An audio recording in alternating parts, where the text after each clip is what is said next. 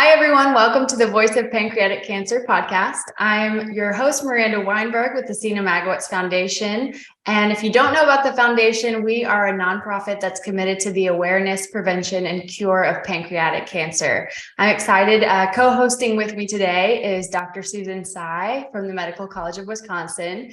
She's joined us many times before, but today we're actually going to be speaking on the topic of nutrition. We have with us Michele Derdzinski from the Medical College of Wisconsin. Hi, Michele. Welcome. Hi, thanks for having me. Again, my name is Michele Derdzinski, and I am a clinical dietitian at Froedtert Hospital, which is affiliated with the Medical College of Wisconsin as well. So I work predominantly in the outpatient setting and predominantly with pancreas cancer, though with some other types of cancer as well. So currently I'm just working with patients in the clinic setting, but prior to this was working with patients who were admitted to the hospital as well. Let's just get right into it. I mean, why is nutrition so important for pancreatic cancer patients specifically? Yeah, nutrition with cancer on the whole is really a very important topic, but with pancreas cancer, it can be especially important because for a few reasons. Firstly, a lot of the patients have compromised nutrition status before even being diagnosed. So they might present to the hospital or to the doctor with unintended weight loss that they can't explain. They might be jaundiced. They might not be absorbing their food properly. And for some of those patients, that's actually how they get diagnosed. So leading into diagnosis before any form of treatment, their nutrition's already compromised. So we have to work with them to improve that right from the outset. But additionally, going through all spans of treatment, whether that's chemotherapy, radiation, surgery, they may have changes in terms of absorption or how their pancreas is functioning, and that can affect their nutrition status. So perhaps they're not absorbing fat properly due to the pancreas not making enzymes, or their blood sugars may be off due to their pancreas not making insulin. And we need to work with those patients to help optimize all of that. The diagnosis of cancer is already very distressing, but the weight loss, I feel like, is particularly distressing for patients because it's like the actual manifestation of their disease. They're very much fixated on their weight. So as you meet a patient for the first time, what are kind of the things that you think about when you look at their nutritional status? Yeah, absolutely. So that can really change how people are looking. They're used to themselves at maybe X amount of pounds, and then they meet us and they're 20, 30 pounds later. And so that's a whole different form of thinking about food, and food goes from something that you enjoy doing and you look forward to doing, and it sometimes turns into, I need to do this to help maintain my muscle mass and my strength. So when I first meet a patient, I try to just understand their baseline of, where did you come from with eating? What's your relationship with food? Are you someone that eats one time a day and now you're losing weight and we need to change those eating habits? Or are you somebody that is used to eating several times a day, but you're losing weight, so we need to work within those bounds of where did you come from and where can we tweak the eating habits and then the eating food choices themselves, if that makes sense. Mm-hmm. Do you talk with patients a lot about their emotional relationship with food? And like you said, how it does change? Yeah, absolutely. I think it varies patient to patient how much they want to share on that type of topic. But yeah, definitely, because the relationship with food can change, especially if their digestion and absorption's off, because they might eat and then they might not feel good after. And we need to work through that because we need to find a way to get them nutrition that they tolerate. When you think about what the pancreas does, can you kind of conceptualize for people maybe who don't know much about the pancreas, what are the functions of the pancreas and how does that affect specifically what you're eating? For me, the two main functions that I'm looking at that the pancreas does is make insulin and then making enzymes. And both of those are really important to have optimized nutrition. So if your pancreas is not producing enough insulin or enough enzymes, then the patient themselves, by working with us, has to essentially do the work of the pancreas themselves to make sure that the pancreas and the body is functioning properly. So for the blood sugar, they work with our endocrinology group as well, but they basically might eat food and have blood sugars that are really high, and then we need to help make sure that that's in range. But sometimes then people get worried about having specific foods like a protein shake or a brownie or something to that effect because it's throwing their blood sugar off, but then they might actually lose weight because they're not taking in enough carbs or calories. So there's a lot of education that goes in with that. But then on the other hand, the enzymes, your pancreas produces pancreatic enzymes that help with the breakdown or absorption of fat. So if your pancreas is not making enough enzymes, you will have GI issues that include bloating or frequent stools that are often tan and oily.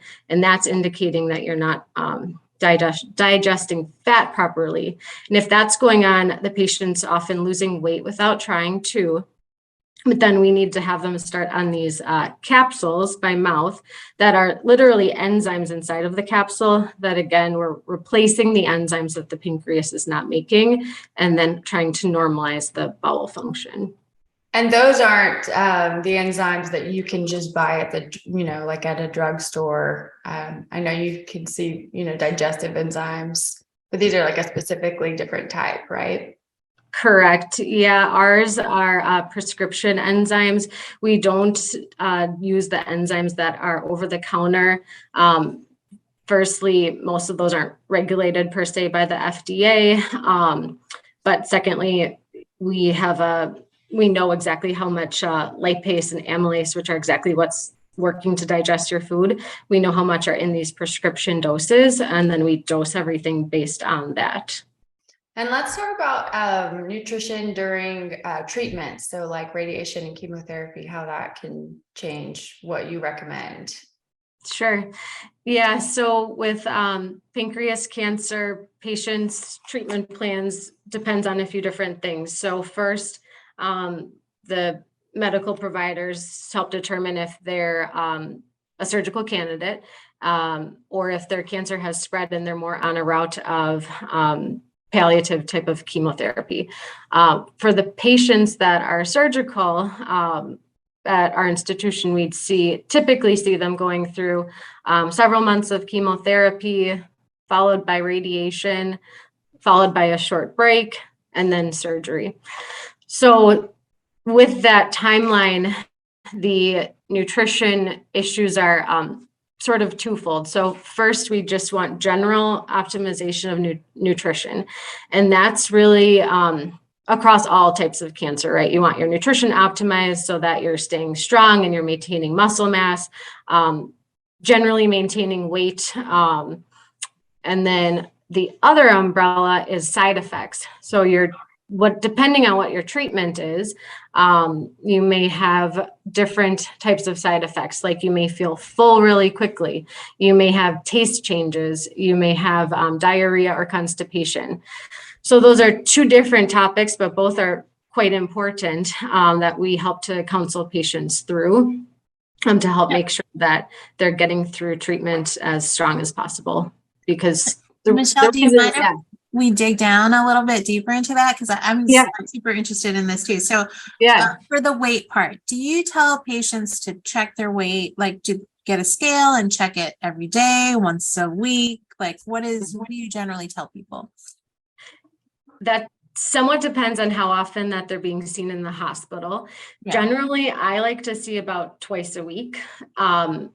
But if they're in the hospital in the clinics quite a bit, that scale is true to itself. And our scales at home, those scales are true to themselves. But the scales may vary by maybe 3-4 pounds. And sometimes that we don't want those discrepancies to make people feel like, oh, I lost 3 pounds, when in reality, maybe they didn't. It's just different scales. So long-term, I like to see people weigh themselves about twice a week. So then they can maybe work that second half of the week if they realize they lost weight during the first half of the week. Say, okay, I'm going to work on adding in 1 or 2 snacks during the rest of the week to see if I can get my weight stabilized now. Okay, great. And then if we could dig down a little bit into the symptoms too, because, you know, a lot of people are on FOLFIRINOX and they get diarrhea, or they're Gemnab and they get nausea. So can you break down your tips for nausea? Like, what are your tips on, you know, dietary tricks on not treating nausea, and then how to address the diarrhea? Sure. Yeah. So for nausea, one of the biggest things is to eat small but frequent meals. So to try avoiding large meals at once, that can make nausea worse.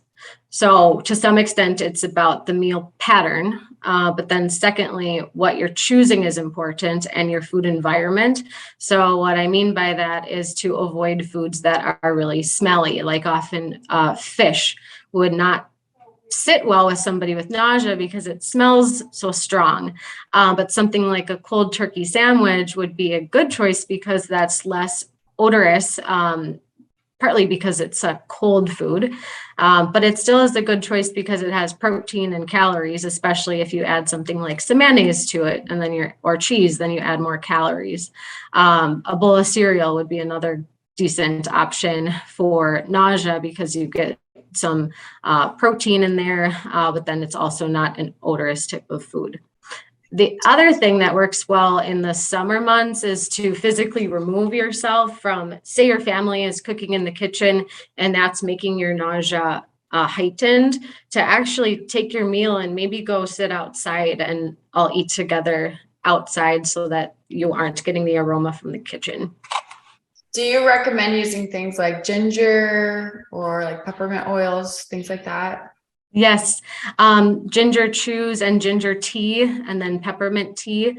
Those are all really nice options for people. Additionally, the bracelets called C-bands that people wear on cruises, I have recommended that to people in the past as well, and you can find those at most just stores like Walmart or Target.